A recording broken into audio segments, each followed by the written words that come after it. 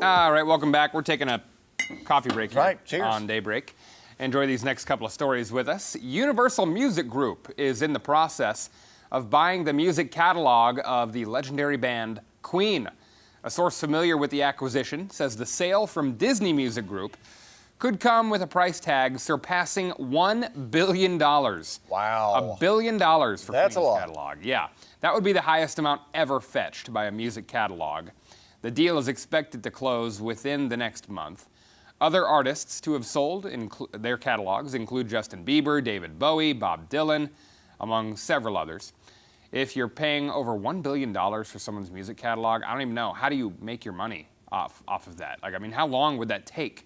To get $1 billion back. Feels like to start turning a profit. I mean, that's just a very long-term investment. That's a long. Well, they must think it'll turn out for them. They must, yeah. And, you know, it's Universal Music Group looking to do that, the same group that we had a story on last hour that has Kenny Rogers. Kenny Rogers, yeah, they've got Kenny Rogers' posthumous album coming out there. So no one to hold them, no one to fold them, you know. And some people in Vegas, they don't know when to fold them. That goes to our next story here. The odds of winning big in Vegas have gotten considerably lower in the last year. The Wall Street Journal is reporting that casinos are paying out less for winning blackjack hands. They're also making it costlier to play by raising the minimum bet, and they're making it harder to win.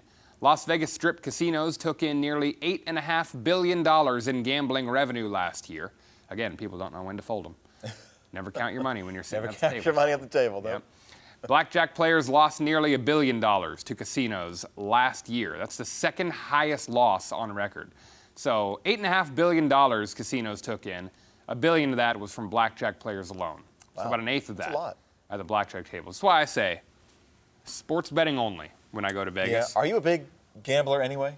Not with anything other than sports betting. In fact, I made a handshake agreement with someone yesterday that the Royals would beat the Cardinals, and in fact, the Royals shut out the Cardinals. So there you go. That was nice. But yeah, sports betting only for me. And finally, for this story, if you wanted to place a bet out in Vegas on the NBA Finals, now you can, because the Miami Heat defeated the Boston Celtics last night. They will move on to the championship series against the Denver Nuggets. Miami beat Boston last night in a Game 7, avoiding an historic collapse.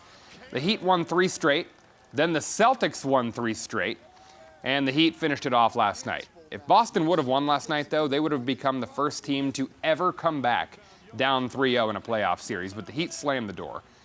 So now they'll take on the Denver Nuggets in the championship, led by Nikola Jokic, who you see there. Guy is just incredible, 2-time MVP. They swept LeBron James and the Lakers last week. They'll come off of a 10-day break when the finals start. Heat going to come off just a 2-day break. So lots of rest for the Nuggets, very little rest for the Heat. Yeah. And you got the 1 seed Nuggets, the top seed in the West, taking on the bottom seed in the East. So kind of an underdog story here. It'll be interesting. It was an exciting series, too. Watch Miami and Boston go at each other. And we'll see how they take on the Nuggets. Yeah, it looked like we were going to get 2 sweeps there. It really did. It really did look like that. Heat were going to sweep it, and then the Celtics were like, well, 3 straight, we'll fight back. And there you go. So we'll see what happens there. Finals start on Thursday. Well, coming up next, a World War II veteran from Arkansas celebrating his 100th birthday. What he says is the secret to his long and happy life, we'll tell you that, and an update on the Kansas City area teenager who was shot when he mistakenly went to the wrong house to pick up his siblings. How he's raising awareness about his traumatic brain injury next, we'll tell you. And Tom's got his full forecast, too. We'll be right back.